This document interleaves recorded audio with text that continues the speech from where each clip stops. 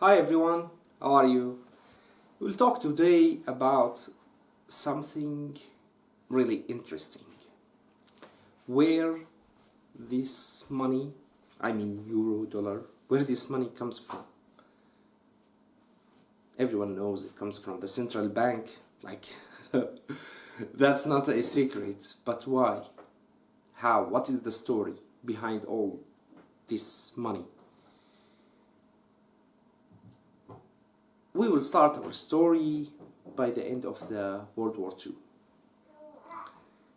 Of course, everyone knows that the United States and its allies won the war, and the United States gathered everyone in Bretton Woods for this famous meeting.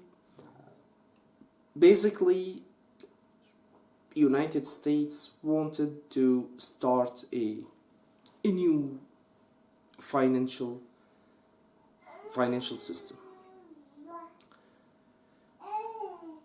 Before this point, we had something, we had a rule that called Golden Rule, where everything is actually, every currency in the world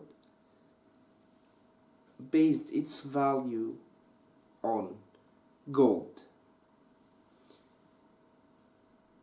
But when the World War I started,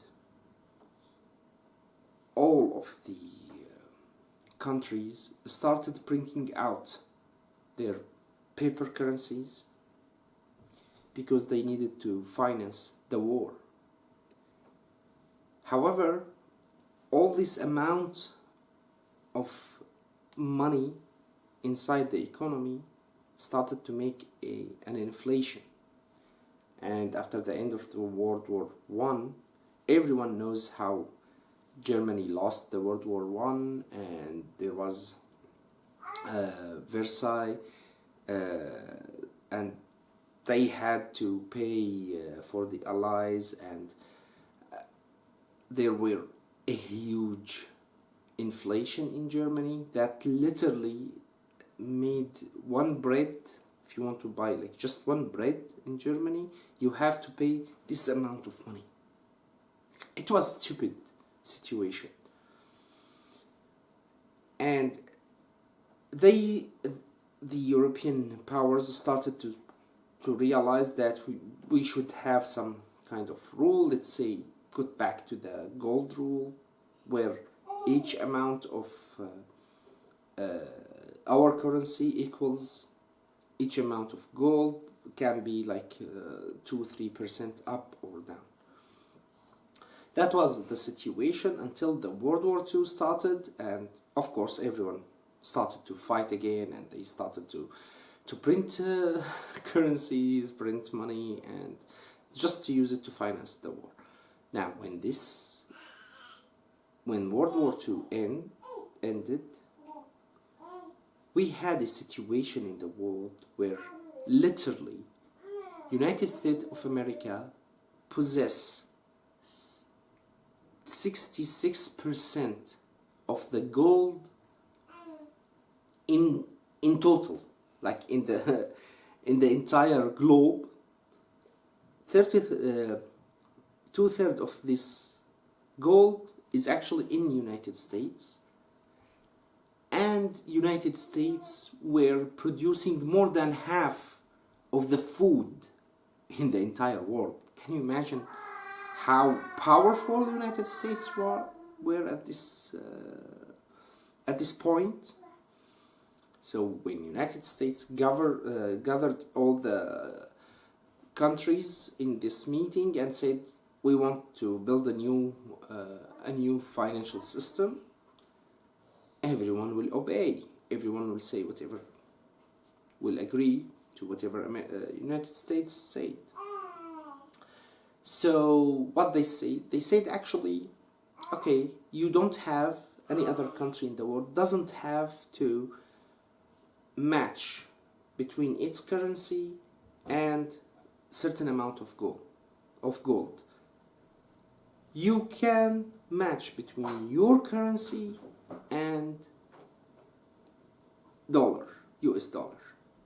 And we, as United States, because we have so much gold, we will actually be the only country in the world, the only currency in the world, which is directly equals in gold.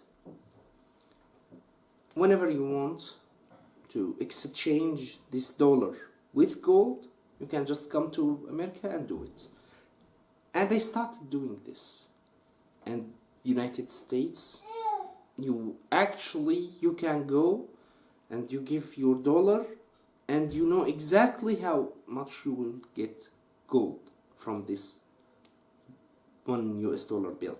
It was fixed price. And they kept working like this. And of course, the United States of America were printing out like billions of dollars and just give it to any country in the world in exchange of goods and services. Easy. United States imports from, let's say, Gulf country, oil. United States will pay with US dollar. This US dollar will not return in United States of America. Basically, other countries will save this US dollar as reserves to support its own currency. This situation gave United States the chance to, as I said, print out billions of dollars and push it to the entire world and getting in exchange all these goods and services from around the world. That situation continued until like the 70s, starting the 1970.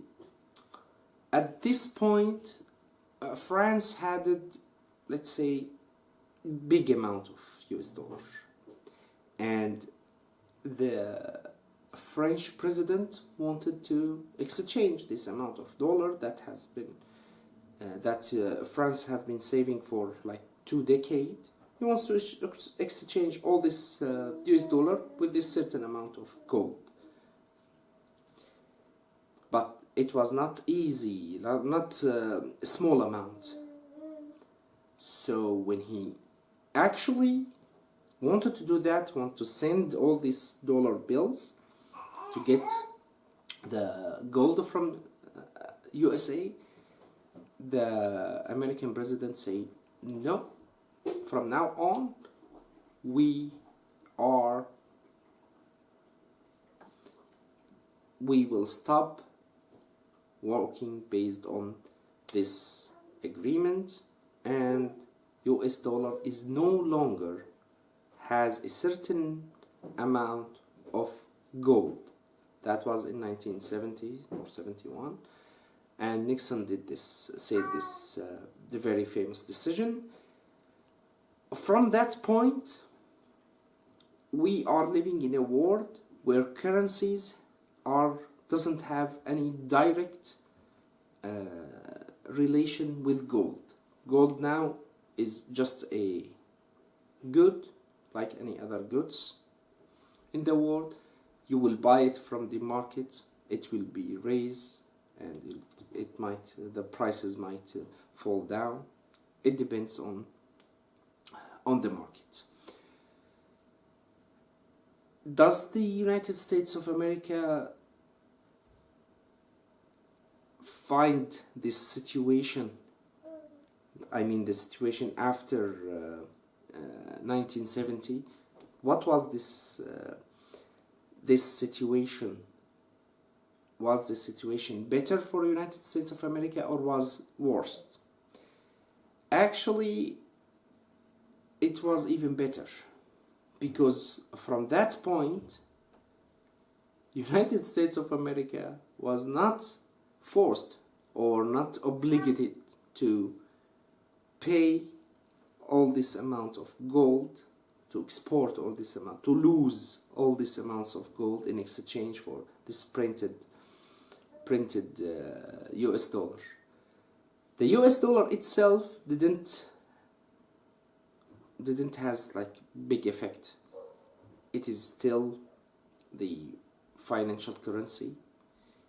Every other country has a lot of its reserves in US dollar.